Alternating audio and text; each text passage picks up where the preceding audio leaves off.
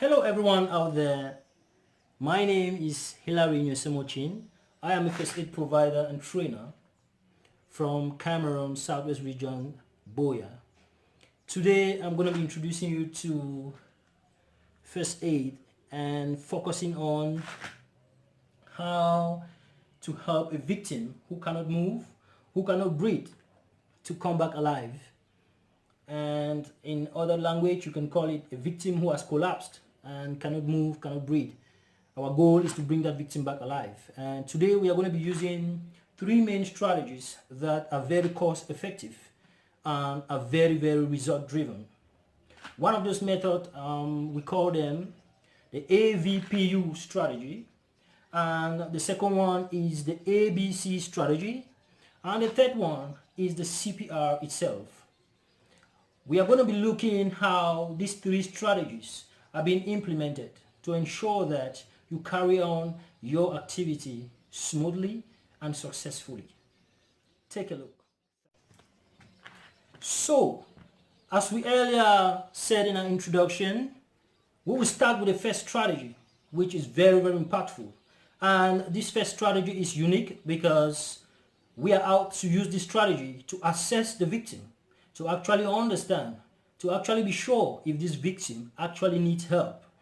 And this strategy is the AVPU.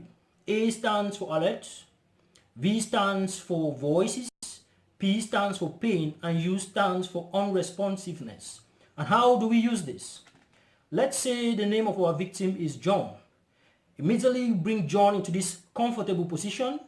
You start shouting, "Hey John, John, hey John, John, John."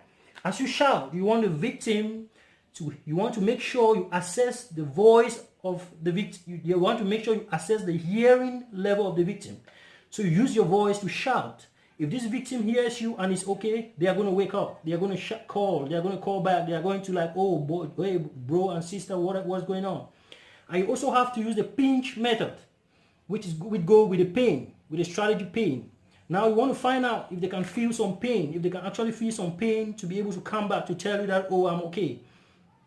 Also, you want to tap them. You want to make them to understand if they are responsive. You want to tap them. "Hey, John. Hey, come on, John. Hey, come on, John." You want to tap them on their shoulders to make sure that, to assess their responsiveness. And if all these, and also make sure that they are alert. If they are alert in this manner, they can be able to respond if they are okay. And if all this method is used to assess them and they cannot move, therefore we need to go to the next method, which is ABC. So viewers, we have understood the first method to check assessment. This is the second method now to check assessment and start our process immediately. It is called the ABC. A stands for airway, B stands for breathing, and C stands for circulation. We want to ensure that there is nothing in their mouth.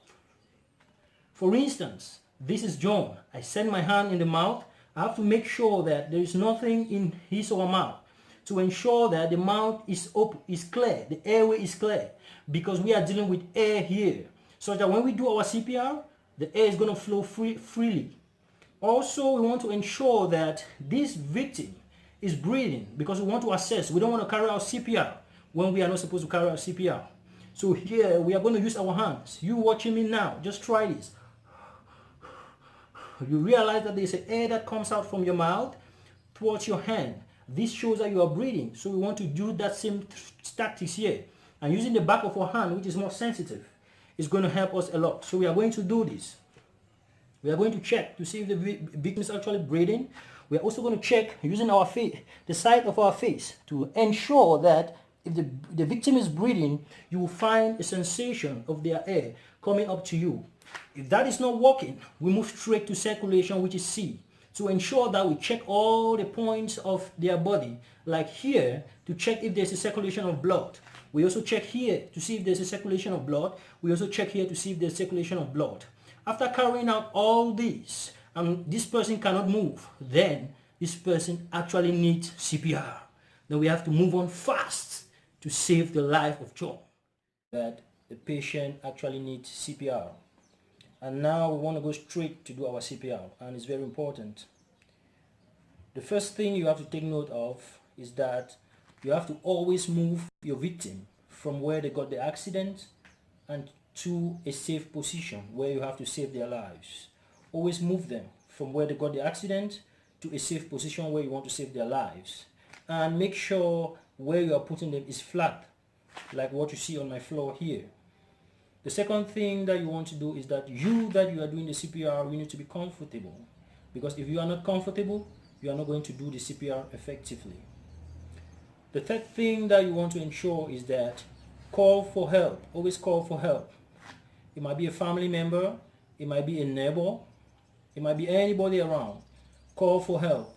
And always make sure, as a CPR specialist, we always have numbers of health centers and hospitals. Because at any time, you have to call their number and alert them. Hello, hospital this, clinic this. We have a situation at a location of this. Always say your location, where you are, what's going on. And always make them understand that something is going on and they need to respond with emergency. And one thing that is very important, don't have fear. Don't panic. If you panic, you transfer it to the patient. You have to be always calm, always confident that what you're doing is correct. And after that, we need to go ahead to do our CPR. But before we do our CPR again, we have to make sure that this is the victim. There is what you call the breastbone. Go lower half the breastbone right here. And in this position, that is where you do our compression. And also always use the heel of your hand. This is the heel of your hand. Don't use this area because it's not going to be effective. But when you use this area, it's going to be effective because it has more force. Because what we need now is force. And also always make sure that you push 2 inches downward and at least 100 pushes in 1 minute. That is enough to do. And you need to do that. It's very important. We are talking about saving lives here. And each time you're doing these pushes, there's a way that you position your hand, like this. You put the heel of your hand on the lower part of the breastbone and you put the other hand on top. And immediately you perform your CPR. It's very, very important. And each time you perform your CPR, you allow the breastbone to come up. You go down, you go down, you allow it to come up. You go down, you allow it to come up.